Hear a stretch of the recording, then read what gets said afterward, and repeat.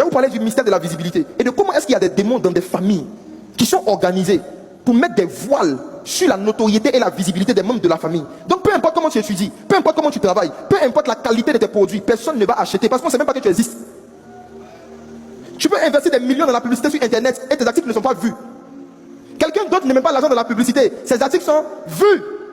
Ce sont les démons qui combattent la visibilité des lumières. Matthieu 5, verset 4 à 16. Allons-y.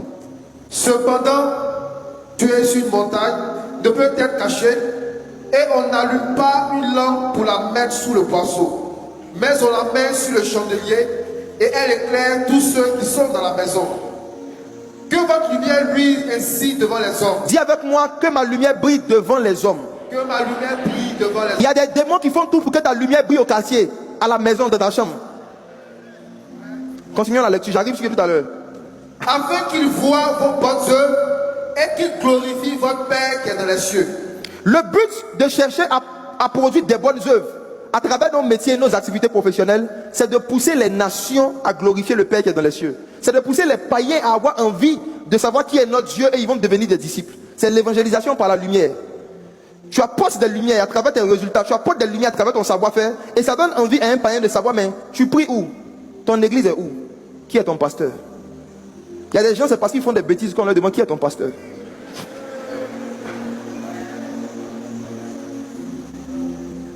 Mes frères et sœurs, le Seigneur ici a donné un principe qui explique le facteur de succès. Peu importe la façon dont tu brilles, si tu n'es pas visible, tu es inutile.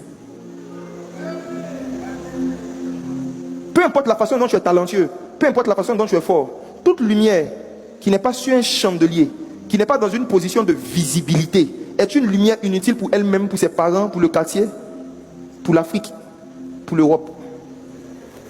Il y en a ici qui sont juste des petites torches. Dieu veut que dans 2 ans, vous deveniez des lampadaires. Pour que des nations marchent à votre lumière. Demain, je vais expliquer comment on fait ça. Comment on passe de torche à lampadaire. Dans tous les domaines de la vie. Je vais expliquer ça demain. C'est quand tu deviens un lampadaire que tu n'as pas besoin de voyager pour toucher les nations. Une ampoule ne marche pas dans une salle pour éclairer les gens. L'ampoule reste dans une position de visibilité. Et puis elle donne la lumière. Mes frères et sœurs, il y a des démons. Ce sont des démons très rusés. Qui attaquent tous les enfants de Dieu qui ont un certain désir d'humilité. Pour détruire en eux la sagesse de la visibilité.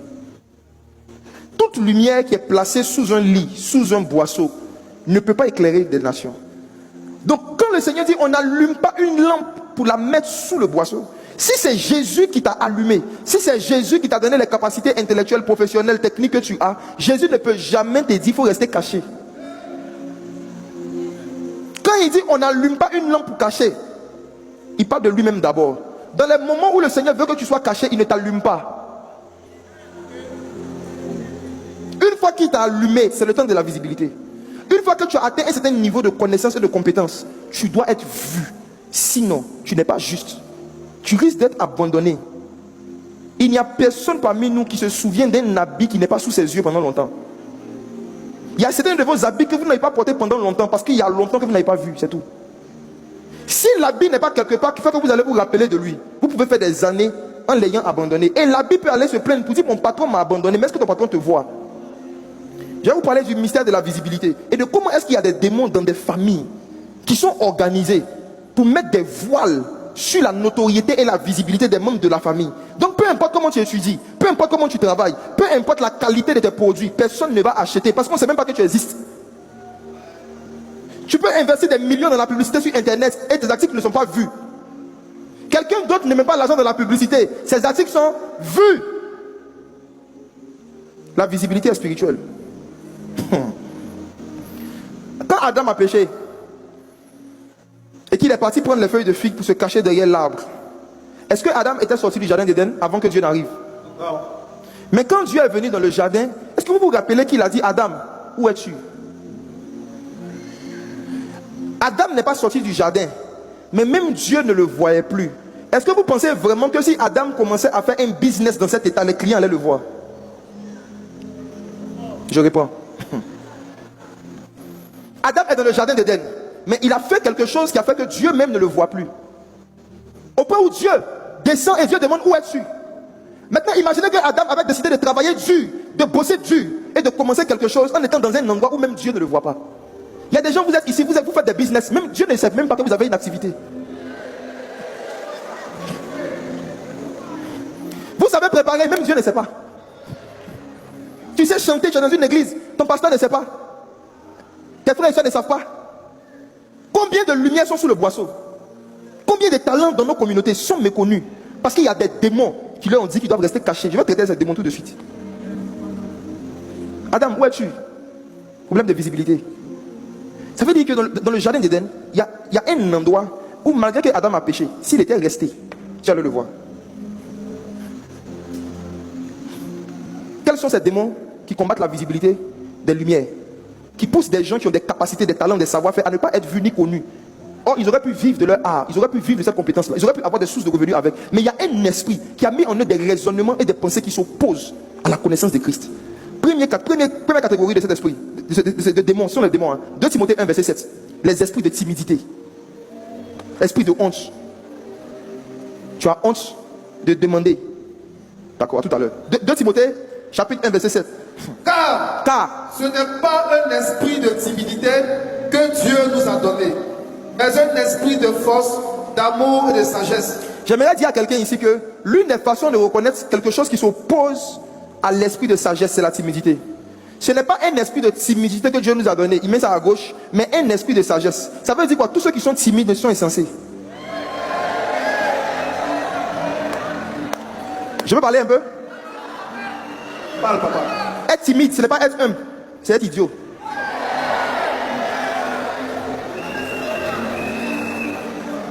À l'hôpital, quand on voit un malade en train de mourir, on met sur lui un électrochoc pour le secouer, pour qu'il se réveille. C'est ce que je suis en train de faire à ton esprit. La team timide, vous êtes là? Regardez ce que Paul dit à Timothée. Paul dit que Dieu n'a jamais donné à un de ses disciples un esprit de timidité. Donc, ce ne sont pas toutes les timidités qui sont rattachées à la nature des gens. Il y a des timidités, ce sont des esprits. Et c'est un esprit qui va t'empêcher de vivre les 3 choses qui ont été citées par la suite. Amour, force et sagesse. La timidité là, il y a un démon derrière. C'est ce démon qui te dit, il ne faut pas déranger les gens. Et écoutez-moi. Vous tous et vous toutes, qui avez la nature de dire, je n'aime pas déranger. La vie va vous déranger. La galère va vous déranger. La misère va vous déranger. La honte va vous déranger. Même le royaume des cieux, ce sont les violents qui s'en emparent. Et l'argent. Attendez. Imaginez-vous, le royaume des cieux, où Dieu est gentil, tout le monde est gentil, malgré sa gentillesse et sa bonté là. On dit il est forcé, le royaume des cieux est forcé.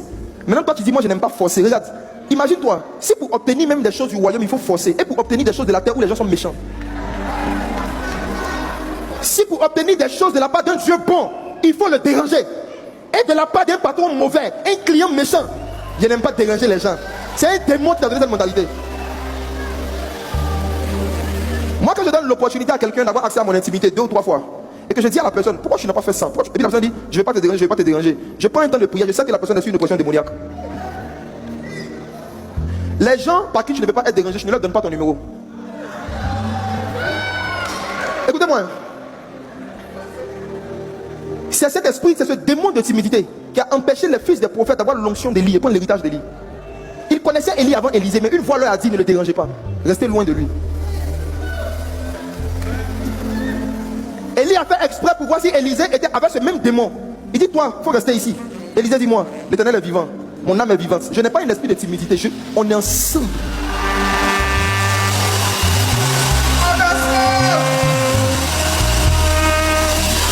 Frère, nous n'avons pas reçu un esprit de timidité. Je te fais la grâce de rencontrer quelqu'un qui est bien placé. La personne te dit, si tu as besoin de quelque chose, écris-moi. Et toi tu dis, je ne veux pas te déranger. Ok. J'ai été jeune, j'ai vieilli. Je n'ai jamais vu le juste abandonné, ni sa postérité mon Dieu son Père. Le juste n'a pas un esprit de timidité. Jésus a donné une parabole par rapport à une veuve qui avait des problèmes. Elle avait besoin d'un juge qui allait lui rendre justice. Le juge était méchant. Si elle était sous l'impression d'un démon de timidité, elle aurait dit, je ne vais pas déranger le juge. Je lui ai demandé une fois, il n'a pas répondu. Je ne vais pas le déranger. La Bible, Jésus dit, elle a insisté, insisté, insisté. Au point où le juge a dit, c'est vrai que je suis méchant. Mais comme elle n'a pas un esprit de timidité, je vais lui donner ce qu'elle demande. Et puis maintenant, Jésus dit,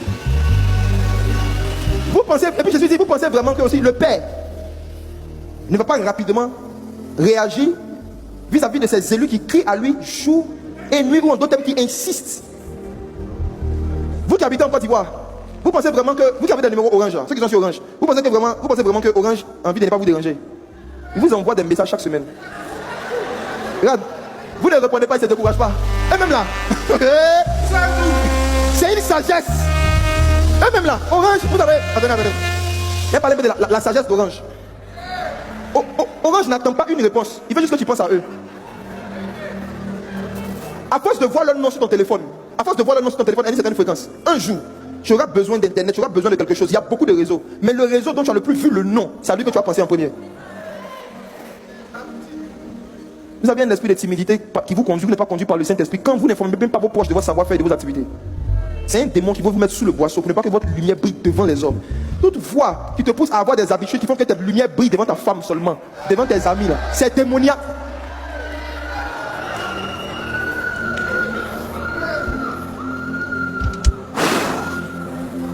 Vous n'avez pas reçu un esprit de timidité. Il y a des démons, il y a un esprit derrière la timidité. À partir d'aujourd'hui, ne dis plus jamais je suis timide. Amen.